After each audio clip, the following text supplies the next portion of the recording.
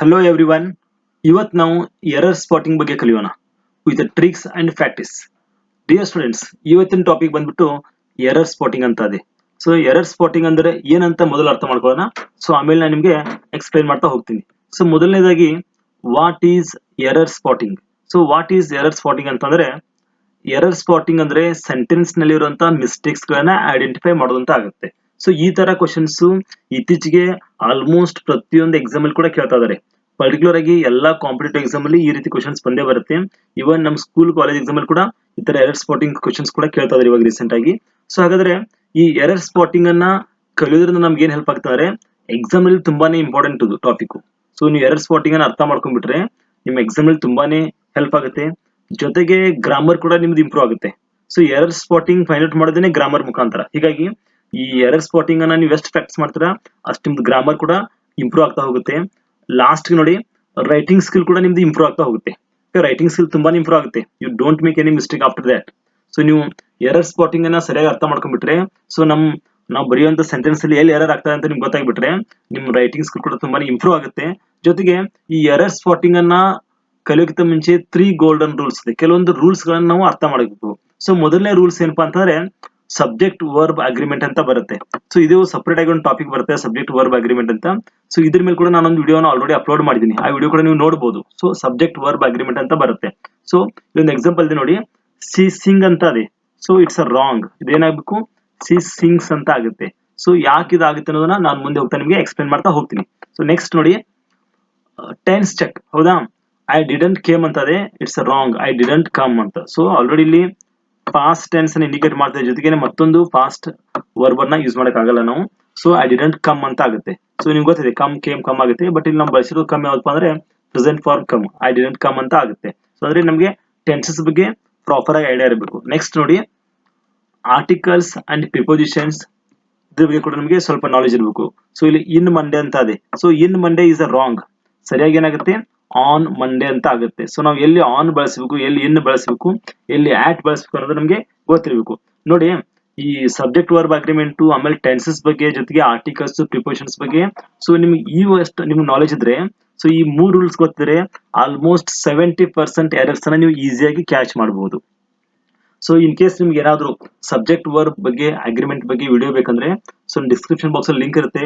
ನಂದೇ EV talk YouTube channel ಅಲ್ಲಿ ನಿಮ್ಗೆ ಇಲ್ಲಿ ಸಂಬಂಧಪಟ್ಟಂತೆ ಎಲ್ಲಾ ವಿಡಿಯೋಸ್ ಅವೈಲೇಬಲ್ ಇದೆ. ಸಬ್ಜೆಕ್ಟ್ ವರ್ಬ್ ಅಗ್ರಿಮೆಂಟ್ ಅನ್ನು ಕೂಡ ತುಂಬಾನೇ ನಿಮ್ಗೆ ಈಸಿಯಾಗಿ ಅರ್ಥ ಆಗೋ ವೇಯಲ್ಲಿ ಡಿಸ್ಕಸ್ ಮಾಡಿದ್ದೀನಿ ನಾನು. ಅದು ಕೂಡ ನೋಡಬಹುದು. ಜೊತೆಗೆ ಟೆನ್ಸಸ್ ಮೇಲೆ ಕೂಡ ಸಾಕಷ್ಟು ವಿಡಿಯೋ ಇದೆ, ಅದು ವಿಡಿಯೋ ನೋಡಬಹುದು. ಆಮೇಲೆ ಪರ್ಟಿಕ್ಯುಲರ್ ಆಗಿ ಆರ್ಟಿಕಲ್ಸ್ ಮತ್ತು ಪ್ರಿಪೋಸಿಷನ್ ಮೇಲೆ ಕೂಡ ನಾನು ಕೆಲವೊಂದು ವಿಡಿಯೋ ಮಾಡಿದ್ದೀನಿ. ಸೊ ನಾವಿಲ್ಲಿ ಟೈಮ್ ಪ್ರಿಪೋಸಿಷನ್ಸ್ ಮತ್ತು ಪ್ಲೇಸ್ ಪ್ರಿಪೋಸಿಷನ್ಸ್ ಅಂತ ಬರುತ್ತೆ. ಅಂದ್ರೆ ನಾವು ಎಕ್ಸಾಂಪಲ್ ನೋಡಿ, ಆಟ್ ಅನ್ನೋಂತ ಒಂದು ವರ್ಡ್ ಇದೆ, ಆಟ್ ಅನ್ನೋಂತ ಒಂದು ಪ್ರಿಪೋಸಿಷನ್ಸ್ ಬರುತ್ತೆ. ಸೊ ಆಟ್ ಅನ್ನು ನಾವೇನ್ ಬಳಸ್ತೀವಿ, ಟೈಮ್ ಕೂಡ ಬಳಸ್ತೀವಿ, ಪ್ಲೇಸ್ ಕೂಡ ಬಳಸ್ತೀವಿ. ಹೌದಾ, ಹೀಗಾಗಿ ಈ ಪ್ರಿಪೋಸಿಷನ್ಸ್ ಅಲ್ಲಿ ಕೂಡ ನಾವು ಟೈಮ್ ಪ್ರಿಪೋಸಿಷನ್ ಮತ್ತು ಪ್ಲೇಸ್ ಪ್ರಿಪೋಸಿಷನ್ಸ್ ಅಂತ ಬರುತ್ತೆ. ಅದನ್ನ ಕೂಡ ಅರ್ಥ ಮಾಡ್ಕೋಬೇಕು. ಜೊತೆಗೆ ಆರ್ಟಿಕಲ್ಸ್ ಅಂತ ಬಂದಾಗ use of A and. So ಇದನ್ನ ಕೂಡ ನೀವು ಅರ್ಥ ಮಾಡ್ಕೊಂಡ್ರೆ ನೀವು ಎರರ್ ಸ್ಪಾಟಿಂಗ್ ಅನ್ನ ಈಸಿಯಾಗಿ ಕ್ಯಾಚ್ ಮಾಡಬಹುದು. Dear students, welcome back to my new video here Yuvaraj from EV talk channel. So let's move on the topics. ಸೀದಾ ಸ್ಟೂಡೆಂಟ್ಸ್, ನಾವು ಇವಾಗ ಕ್ವಶನ್ಸ್ ಗಳನ್ನ ಪ್ರಾಕ್ಟೀಸ್ ಮಾಡ್ತಾ ಹೋಗೋಣ, ನಿಮ್ಗೆ ಈಸಿಯಾಗಿ ಅರ್ಥ ಆಗುತ್ತೆ. ನೋಡಿ, ಮೊದಲೇ ನೋಡಿ question, he don't like coffee ಅಂತ ಆಗುತ್ತೆ.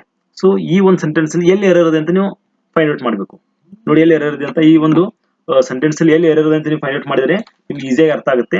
ಸೊ ಈ ಸೆಂಟೆನ್ಸ್ ಅಲ್ಲಿ ಡಸ್ ಬರುತ್ತೆ, ಡೋಂಟ್ ಬರಲ್ಲ. ಇದು ನೋಡಿ, ಈ ಸೆಂಟೆನ್ಸ್ ಅಲ್ಲಿ ಡಸ್ ಬರುತ್ತೆ, ಡೋಂಟ್ ಬರಲ್ಲ. ನಾವು ಇಲ್ಲಿ ಎರರ್ ಇದೆ. ಹೌದಾ, ನಿಮ್ಗೆ ಇದಕ್ಕಿಂತ ಮುಂಚೆ ಕೂಡ ನಾನು ಹೇಳಿದ್ದೀನಿ ನಿಮಗೆ. ಸೊ ಎಕ್ಸ್ಪ್ಲನೇಷನ್ ಮಾಡ್ತಾ ನಾನು ಪ್ರೀವಿಯಸ್ ವಿಡಿಯೋದಲ್ಲಿ ಹಿ ಸಿ ಇಟ್ ಅಂತ ಬಂದಾಗ you should use the does ಅಂತ ಬಳಸ್ತೀವಿ. ಅಂದ್ರೆ ನಾವು ಯೂಸ್ ಮಾಡುವಂತ ವರ್ಬ್ ಮುಂದೆ ಎಸ್ ಎಸ್ ಅಥವಾ ಐ ಎಸ್ ಬಳಸ್ತೀವಿ. ಯಾವಾಗ ಥರ್ಡ್ ಪರ್ಸನ್ ಸಿಂಗ್ಯುಲರ್ ಬಂದಾಗ, ಹಿ ಸಿ ಇಟ್ ಬಂದಾಗ. Okay, let's move on the next question. ನೋಡಿ, ಕ್ವಶನ್ ನಂಬರ್ 2 ಅಂತ ಇದೆ, she have completed her work ಅಂತ ಇದೆ. ಸೊ ಇಲ್ಲೊಂದು ಸೆಂಟೆನ್ಸ್ ಇದೆ, she have completed her work ಅಂತ. ಸೊ ನಾನು ಇವತ್ತು ಡಿಸ್ಕಸ್ ಮಾಡ್ತಿರೋ ಕ್ವಶನ್ಸ್ ಸಿಂಪಲ್ ಕ್ವಶನ್ಸ್ ಇದೆ, ಬೇಸಿಕ್ ಕ್ವಶನ್ಸ್ ಇದೆ. ಸೊ ನೆಕ್ಸ್ಟ್ ವಿಡಿಯೋದಲ್ಲಿ ನಾನು ಮತ್ತೆ ಇದಕ್ಕೆ ಸ್ವಲ್ಪ ಅಡ್ವಾನ್ಸ್ ಕ್ವಶನ್ಸ್ ನ ತಗೋತಾ ಇದ್ದೀನಿ. ಸೊ ನಾನು ನಿಮಗೆ ಸ್ಟೆಪ್ ಬೈ ಸ್ಟೆಪ್ ಅನ್ನ ಎರರ್ ಸ್ಪಾಟಿಂಗ್ ಅನ್ನ ಡಿಸ್ಕಸ್ ಮಾಡ್ತಾ ಇದ್ದೀನಿ. She have completed her work ಅಂತದೆ. ಸೊ ಇಲ್ಲಿ ಎರರ್ ಇದೆ ನೋಡಿ. ಸೊ ಇಲ್ಲಿ ಎರರ್ ಬಂದ್ಬಿಟ್ಟು students, she has completed her work ಅಂತ ಆಗುತ್ತೆ. ಸೊ ಇಲ್ಲಿ ಕೂಡ ನಾವು ಹಿ ಸಿ ಇಟ್ ಬಂದಾಗ ಏನು ಬಳಸ್ತೀವಿ, ಇಲ್ಲಿ ನಾವು ಹ್ಯಾವ್ ಅನ್ನು ಬಳಸಬಾರ್ದು, ನಾವೇನ್ ಬಳಸಬೇಕು, ಹ್ಯಾಸ್ ಬಳಸಬೇಕು. ಹಿ ಸಿ ಇಟ್ ಬಂದಾಗ ಐ ವಿ ಯು ದೇ ಬಂದಾಗ ಹ್ಯಾವ್ ಬಳಸಬೇಕು, ಹಿ ಸೀಟ್ ಬಂದಾಗ ಹ್ಯಾಸ್ ಬಳಸಬೇಕು. ಓಕೆ, ಸೊ ನೀವು ಮೊದಲನೇದಾಗಿ ನಾವು ಏನು ಬಳಸಬೇಕು ಅನ್ನೋದಕ್ಕಿಂತ ಮುಂಚೆ ಎಲ್ಲಿ ಮಿಸ್ಟೇಕ್ ಆಗಿದೆ ಅನ್ನೋದನ್ನ ನೀವು ಫಸ್ಟ್ ಐಡೆಂಟಿಫೈ ಮಾಡ್ಬೇಕು ಇಲ್ಲಿ. Okay, let's move. Question number 3 ನೋಡಿ, I am going to home ಅಂತ ಇದೆ.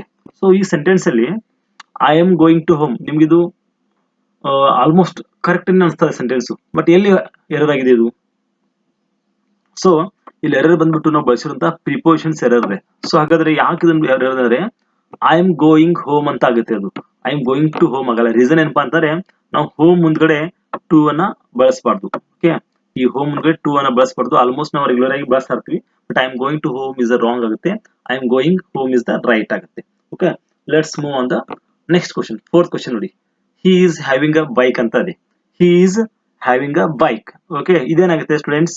ಸೊ ಏನಾಗುತ್ತೆ, he is having a bike ಇದಾಗುತ್ತೆ, ಏನಾಗುತ್ತೆ here is the error is there. Okay, ಏನಾಗುತ್ತೆ ಇದು? He has a bike, having ಬರಲ್ಲ, ಇದ ಹಿ ಹ್ಯಾಸ್ ಅ ಬೈಕ್ ಅಂತ ಆಗುತ್ತೆ. ಓಕೆ, ನೆಕ್ಸ್ಟ್ ನೋಡಿ ಫಿಫ್ತ್ ಕ್ವಶನ್, ರಿಪೀಟ್ ಅಗೇನ್ ಅಂತ ಇದೆ. ಹೌದಾ, ರಿಪೀಟ್ ಅಗೇನ್ ಅಂತ ಇದೆ. ಸೊ ಇಲ್ಲಿ ನಾವು ಏನ್ ಮಾಡಬಾರ್ದು, ರಿಪೀಟ್ ಮತ್ತು ಅಗೇನ್ ಎರಡನ್ನು ಕೂಡ ಬಳಸಬಾರ್ದು. ಯಾಕೆ ಬಳಸಬಾರ್ದು ಅಂತಾರೆ ನೋಡಿ ವಿದ್ಯಾರ್ಥಿಗಳೇ, ಈ ರಿಪೀಟ್ ಅನ್ನೋದು ಏನು ವರ್ಡ್ ಇದೆ ಅಲ್ಲ, ಇದ್ರ ಆಲ್ರೆಡಿ ಅಗೇನ್ ಅನ್ನೋದು ಇನ್ಕ್ಲೂಡ್ ಆಗಿದೆ. ಹೌದಾ, ಅಗೇನ್ ಏನದು ಆಲ್ರೆಡಿ ಈ ರಿಪೀಟ್ ಒಳಗಡೆ ಬಂದಿದೆ. Repeat means same. Again repeat ಅಥವಾ ಅಗೇನ್ ಎರಡು ಒಂದೇ ಅರ್ಥ ಇರೋದ್ರಿಂದ ರಿಪೀಟ್ ಅಗೇನ್ ಅನ್ನೋದು ತಪ್ಪು ಅಂತ ಆಗುತ್ತೆ. ನಾನು ನಿಮ್ ಪ್ರಿವಿಯಸ್ ಒಂದು ವಿಡಿಯೋದಲ್ಲಿ ಕೂಡ ಡಿಸ್ಕಸ್ ಮಾಡ್ತಾ ಇದೀನಿ. ಸೊ ಎಕ್ಸಾಂಪಲ್ ಯಾವ ರೀತಿ ಅಂತಾರೆ, ನಾವು ಮಾತಾಡ್ಬೇಕಾದ್ರೆ ಹೇಳ್ತೀವಿ ಒಂದು ಬಾಲ್ ಹೋಗ್ತೀವಿ, ಕ್ಯಾಚ್ ಹಿಡೀರಿ ಅಂತ ಹೇಳ್ತೀವಿ, ಬಟ್ ಕ್ಯಾಚ್ ಮತ್ತು ಹಿಡಿ ಎರಡು ಸೇಮ್ ಅರ್ಥ ಕೊಡುತ್ತೆ. ಸೊ ಈ ತರ ನಾವು ಬಳಸಬಾರ್ದು. ನೆಕ್ಸ್ಟ್ ನೋಡಿ ಕ್ವಶನ್ ನಂಬರ್ 6 ನೋಡಿ, enter in to the room ಅಂತ ಇದೆ. So enter in to the room is right. ನೋಡಿ ಇದು ರಾಂಗ್ ಆಗುತ್ತೆ, ಎಂಟರ್ ದ ರೂಮ್ ಆಗಬೇಕು. ಹೌದಾ, ಎಂಟರ್ ಅನ್ನೋದು ಆಲ್ರೆಡಿ ಇದು ಒಳಗಡೆ ಬರೋದನ್ನೇ ಇಂಡಿಕೇಟ್ ಮಾಡ್ತಿರೋದ್ರಿಂದ ಇಂಟು ಬಳಸುವಂತ ನಮಗೆ ಅವಶ್ಯಕತೆ ಇಲ್ಲಿ. ಸೊ ಅದ್ರ ಬದಲಾಗಿ ನಾವು ಜಸ್ಟ್ ಎಂಟರ್ ದ ರೂಮ್ ಅಂತ ಬಳಸಬೇಕು. It is the right sentence. Students, I hope you understood ಅಂತ ಅನ್ಕೋತೀನಿ. ಸೊ ನಾನು ಇವಾಗ ಯೂಸ್ ಮಾಡ್ತಿರೋ ಕ್ವಶನ್ಸ್ ಬಗ್ಗೆ ನಿಮ್ಗೆ ಏನೇ ಡೌಟ್ ಇದ್ರು ಕೂಡ ಯು ಕ್ಯಾನ್ ಆಸ್ಕ್ ಮಿ ಅಂತ ಕಮೆಂಟ್ ಬಾಕ್ಸ್ ಅಲ್ಲಿ ಕೇಳಿ. ಜೊತೆಗೆ ನಾನು ಇವಿ ಟಾಕ್ ಯೂಟ್ಯೂಬ್ ಚಾನಲ್ ಅಲ್ಲಿ ಆಲ್ರೆಡಿ ಮೋರ್ ದನ್ 375+ ವಿಡಿಯೋಸ್ ಇದೆ about English grammar, about spoken English and about social science English medium videos ಇದೆ. ಆ ಎಲ್ಲ ವಿಡಿಯೋಸ್ ನೀವು ನೋಡಬಹುದು ನನ್ನ ಚಾನಲ್ ಎಲ್ಲ ಸಬ್ಸ್ಕ್ರೈಬ್ ಮಾಡಬೇಕಂತಾರ. Okay, let's move on the next question. Okay student, next question ನೋಡಿ, ಕ್ವಶನ್ ನಂಬರ್ 7 ಬಂದ್ಬಿಟ್ಟು ಆರ್ಡರ್ ಫಾರ್ ಫುಡ್ ಅಂತ ಇದೆ. So do you think which is the wrong here? So ಈ ಸೆಂಟೆನ್ಸ್ ಅಲ್ಲಿ ಎಲ್ಲಿ ನೀವು ಎರರ್ ಅಂತ ಐಡೆಂಟಿಫೈ ಮಾಡಬಹುದಾ? ನೋಡಿ, ಸೊ ಆನ್ಸರ್ ಬಂದ್ಬಿಟ್ಟು ಆರ್ಡರ್ ಫುಡ್ ಅಂತ ಬರುತ್ತೆ. ಫಾರ್ ಅಂತ ಇಲ್ಲಿ ಒಂದು ಪ್ರಿಪೋಸಿಷನ್ಸ್ ಅನ್ನ ಬಳಸಬಾರ್ದು, ಜಸ್ಟ್ ಆರ್ಡರ್ ಫುಡ್ ಅಂತ ಮಾತ್ರ ಬಳಸಬೇಕು. ಸೊ ನೆಕ್ಸ್ಟ್ ಕ್ವಶನ್ ಬಂದ್ಬಿಟ್ಟು question number 8, he is senior than me ಅಂತ ಇದೆ. So he is senior than me ಅಂತ. ಸೊ ನಾವು ಈ ದೆನ್ ಅನ್ನೋದನ್ನ ಕಂಪ್ಯಾರಿಟಿವ್ ಆಗಿ ಬಳಸಿರ್ತೀವಿ. ಸೊ ಹಾಗಾದ್ರೆ ಇಲ್ಲಿ he is senior than me ಅಂತ ಸೆಂಟೆನ್ಸ್ ಅಲ್ಲಿ ಎಲ್ಲಿ ರಾಂಗ್ ಆಗಿದೆ ಅಥವಾ ಎಲ್ಲಿ ನಾವು ಎರರ್ ಆಗಿದೆ ಅನ್ನೋದನ್ನ ಐಡೆಂಟಿಫೈ ಮಾಡಿದ್ರೆ, so the right is he is senior to me ಅಂತ ಆಗುತ್ತೆ. ಇಲ್ಲಿ ನಾವು ದೆನ್ ಅನ್ನ ಬಳಸಬಾರ್ದು ವಿದ್ಯಾರ್ಥಿಗಳೇ. ಸೊ ಇದ್ರ ಬದಲಾಗಿ ನಾವು ಟ್ರೂ ಅನ್ನೋಂತ ಒಂದು ಪ್ರಿಪೋಸಿಷನ್ಸ್ ಅನ್ನ ಬಳಸಬೇಕು. He is senior to me ಅಂತ ಆಗುತ್ತೆ. Okay, let's move on the next question. 9th question ಬಂದ್ಬಿಟ್ಟು ಈಚ್ ಸ್ಟೂಡೆಂಟ್ಸ್ ಆರ್ ರೆಡಿ ಅಂತ ಇದೆ. So each students are ready ಅಂತ ಇದೆ. So what you think, each ಅಲ್ಲಿ ಏನ್ ಇಂಡಿಕೇಟ್ ಮಾಡುತ್ತೆ ನಮಗೆ? ಈಚ್ ಅನ್ನೋದು ಸಿಂಗ್ಯುಲರ್ ಅನ್ನ ಇಂಡಿಕೇಟ್ ಮಾಡುತ್ತೆ. ಹೌದು, ಈಚ್ ಸ್ಟೂಡೆಂಟ್ ಪ್ರತಿಯೊಬ್ಬ ವಿದ್ಯಾರ್ಥಿ ಅಂತ ಆಗುತ್ತೆ. ಹಾಗಾದ್ರೆ ನಾವು ಏನ್ ಬಳಸಬಾರ್ದು, ಆರ್ ಅನ್ನುವಂತ ಒಂದು ಪ್ಲೂರಲ್ ಫಾರ್ಮ್ ಅನ್ನ ಬಳಸಬಾರ್ದು ವಿದ್ಯಾರ್ಥಿಗಳೇ. ಸೊ ಇಲ್ಲಿ ಎರರ್ ಇದೆ. ಹಾಗಾದ್ರೆ ಈ ಕ್ವಶನ್ ಗೆ ಸರಿಯಾದ ಉತ್ತರ ಈಚ್ ಸ್ಟೂಡೆಂಟ್ ಈಸ್ ರೆಡಿ ಅಂತ ಆಗುತ್ತೆ. ಸೊ ನಾವು ಆರ್ ಬದಲಾಗಿ ಈಸ್ ಅನ್ನುವಂತ ಒಂದು ಸಿಂಗ್ಯುಲರ್ ಹೆಲ್ಪಿಂಗ್ ವರ್ಬ್ ಅನ್ನ ಬಳಸಬೇಕಾಗುತ್ತೆ. Okay, let's move on the next question. 10th question ನೋಡಿ, I prepare tea then coffee ಅಂತ ಇದೆ. I prepare tea then coffee ಅಂತ ಆಗುತ್ತೆ. ಸೊ ಇಲ್ಲಿ ಕೂಡ ನೀವು ಅಬ್ಸರ್ವ್ ಮಾಡಿ ಎಲ್ಲಿ ನಮಗೆ ರಾಂಗ್ ಇದೆ ಅಂತ ಅರ್ಥ ಮಾಡ್ಕೋಬೇಕಂದ್ರೆ ಸೆಂಟೆನ್ಸ್ ಅನ್ನು ಸರಿಯಾಗಿ ಓದಿ. ಸೊ ನಾವ್ ಎಲ್ಲಿ ಪ್ರಾಪರ್ ಆಗಿ ವರ್ಬ್ ಇರ್ಬೋದು ಅಥವಾ ಪ್ರಿಪೋಸಿಷನ್ಸ್ ಇರ್ಬೋದು, ಸೊ ಕಂಜಕ್ಷನ್ ನ ಎಲ್ಲಿ ಬಳಸಿರ್ತೀವಿ ಅದನ್ನ ಸರಿಯಾಗಿ ಅಬ್ಸರ್ವ್ ಮಾಡಬೇಕು. ಸಿ ನೋಡಿ, ಇದು ಆನ್ಸರ್ ಬಂದ್ಬಿಟ್ಟು I prepare tea to coffee ಆಗುತ್ತೆ. So not then. So then is the wrong here. So ಇದು ಎರರ್ ಇದೆ. I prepare tea to coffee ಅನ್ನೋದನ್ನ ಬಳಸಬೇಕು ನಾವು. Dear friends, I hope you understood ಅಂತ ಅನ್ಕೋತೀನಿ.